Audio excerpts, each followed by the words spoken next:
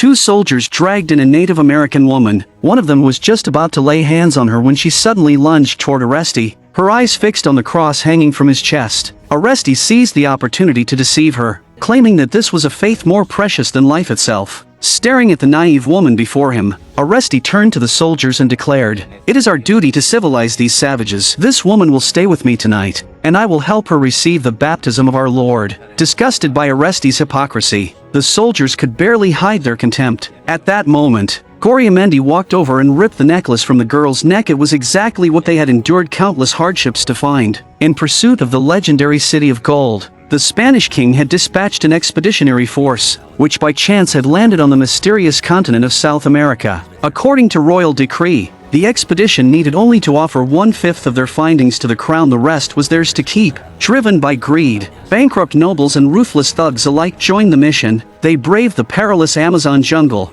and now 3 months had passed since their landing. In a skirmish with local tribes, the expedition had already lost 7 men, yet there was still no sign of the rumored Golden City. Frustrated, they had no choice but to pack up and press onward. While crossing a river, a soldier was instantly devoured by a lurking crocodile. Gonzalo then ordered another man to scout ahead, but the terrified soldier recoiled, unwilling to take a single step forward. At that moment, Goriamendi stepped up. He sent his hunting dogs in first, following closely behind, ready to react. Everyone held their breath, cautiously scanning the surroundings as they crossed the river. Yet, another soldier was dragged underwater by a crocodile. As the creature launched another attack, a quick-thinking soldier fired his gun, finally killing the beast hiding beneath the water. When night fell, to calm the shaken group, Alzama, the scribe responsible for documenting the journey, said, "Once we find the gold, the shares of the dead will be divided among the rest." Though morale was low, the promise of a larger share of gold quelled any thoughts of rebellion.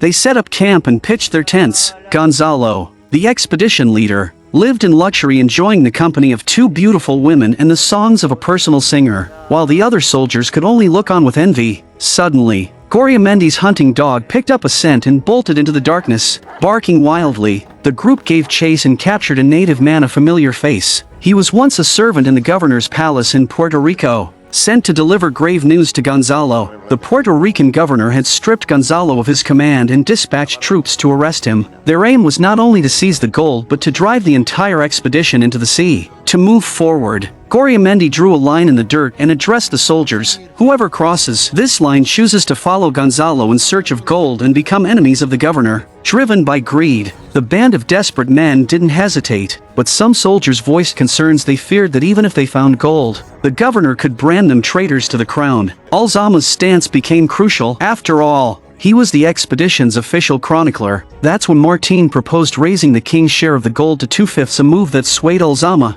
And so, the expedition pressed on. During the march, several soldiers captured 3 native girls but soon got into a heated argument over who would sleep with them first. Gonzalo ordered them to release the girls, saying, "The argument will end on its own." But one soldier, enraged by Gonzalo's privileged detachment, drew his dagger and charged. He was immediately sentenced to hanging for disrespecting a superior. The execution was crude. A leather cord and a stick were all it took to send him to meet his maker. Gonzalo's arbitrary and tyrannical rule had long stoked resentment among the men. Later, as the group passed through a shallow marsh, Anna's thighs were covered in leeches, and her companion tried to remove them. The sight proved too tempting after 6 months without intimacy. One soldier lunged toward them, only to be blocked by the sergeant. Just then, a gunshot echoed from afar. Cutting through the tension, Goriamendi ordered men to investigate. They returned with a captured native who revealed that the governor's troops were getting closer. Forced to flee, the expedition entered a dense, untouched jungle teeming with danger. A maid, simply trying to rest, was bitten by a venomous snake and died instantly. Anna pleaded with Gonzalo to give the woman a proper burial, and he agreed. She ordered the men to dig a grave, but the soldiers were furious. "You've had women this whole journey, and now you won't even leave us a corpse?" They refused to carry out the order. Seeing his authority challenged, Gonzalo slapped a soldier across the face. The soldier, seething, drew his dagger and charged, only to be tackled by the sergeant. Gonzalo ordered his execution, and as the executioner prepared the noose, Goriamendi stepped in and personally slit the soldier's throat. His real goal, to further inflame the soldiers' hatred toward Gonzalo. Most had long grown resentful. They just needed someone to lead them. Gonzalo then retired to his tent with Anna. When he emerged, smug and satisfied, the furious soldiers surrounded him. Before he could speak, a soldier lunged forward and stabbed him in the neck. Anna rushed to the scene to find Gonzalo already dead. Realizing the danger she was in, she grabbed a sword, ready to fight for her life. But she was no match for the enraged man. At that moment, Goriamendi surprised everyone by killing the soldier who had murdered Gonzalo, proving to Anna that he could protect her. In front of everyone, he led Anna into his tent. In this lawless jungle, only golden women could satisfy their primal desires. Martín, outraged by Goriamendi's betrayal, especially since he had secretly been involved with Anna before Gonzalo's death, burned with fury. That night, under the cover of darkness, Martín slipped into Anna's tent. Anna, anxious about her future, tried to push him away, but Martín cared only for pleasure.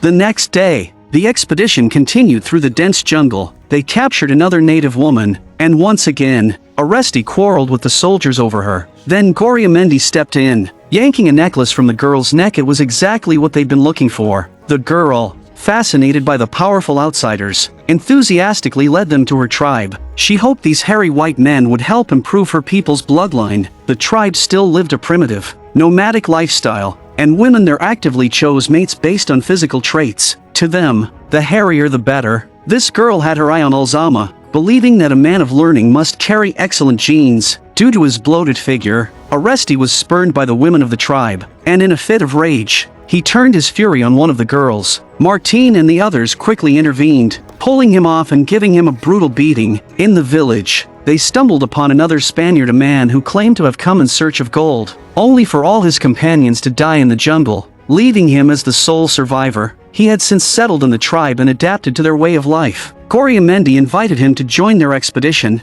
but the man politely declined. He had found peace in the jungle. Before they left, he pointed them in the direction they should go. The team said their goodbyes and pressed on in search of gold. While resting on the trail, they noticed smoke rising in the distance, a potential sign of danger. Martín asked Goriamendi for a few men, volunteering to scout ahead. He insisted on bringing Anna, saying, "A beautiful woman can distract the enemy." Goriamendi hesitated, then agreed, on the condition that Anna gave her consent. Anna had been waiting for this. She and Martín were already lovers. Before they departed, Oresti led a prayer. Just then, the pursuing soldiers finally caught up with them. Martín claimed to be Goriamendi and said only a few survivors remained. But the real Goriamendi, leading the opposing force, wasn't convinced. He ordered his men to kill them. No, a ella no. Está viuda. Y necesitará consuelo. Suddenly, the ambushing soldiers launched a surprise attack. A brutal battle broke out, but thanks to their preparation, the expedition won, capturing a large group of prisoners. Goriamendi ordered them all executed, but Martín, seeing how their own numbers had dwindled, suggested they recruit the captives instead, noting, "These are experienced soldiers." His real aim was to build his own force. Goriamendi agreed but spared no mercy on the opposing commander. As the sergeant stepped forward to execute him, Anna intervened, personally killing the man who had earlier insulted her. To reach the legendary city of gold, the team entered a territory known for native hunting, a place littered with bones and human skin. Halfway through, they were attacked by blow darts laced with deadly poison. Fear gripped the soldiers. When night fell, they snuck into the native camp under the cover of darkness. To their surprise, the camp was deserted. Just as they sensed something was off, the gates slammed shut, and a volley of arrows rained down on them. Panicked and disoriented,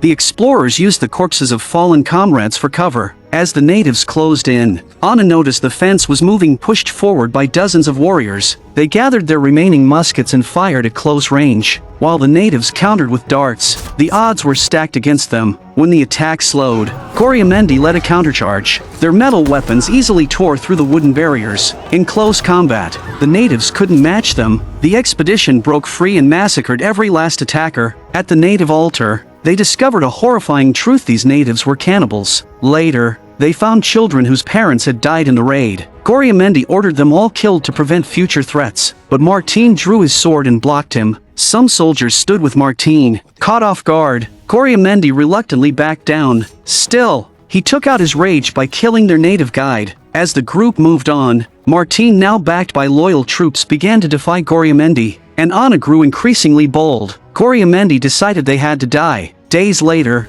when Oresti fell into a swamp, The soldiers looked away in silence. They hated his hypocrisy. Abandoning him was symbolic of abandoning their faith. As they neared the Golden City, Coriamendi put his plan into action. He sent Martin ahead to scout, separating him from his loyal men, and then killed Alzama the record keeper, whose presence hindered his freedom. Martin, witnessing this, rushed back and clashed with Coriamendi's men. Their minds were consumed by gold. The fewer survivors, the bigger each share. Anna stabbed a soldier to protect Martin, but the man struck back before dying, fatally wounding her. Martin was pinned down and beaten by Coriamendi. Anna crawled over, picked up a dagger, and slashed Coriamendi's thigh, finally avenging all he had done to her. She bled out and died. Martin and the remaining soldiers held a mock trial as Alzama lay dying. They sentenced Coriamendi to death, and the sergeant delivered the final blow. Alzama died soon after. Now, of the original 100+ men, only 4 remained. As they approached the fabled city, they strayed into native territory once more.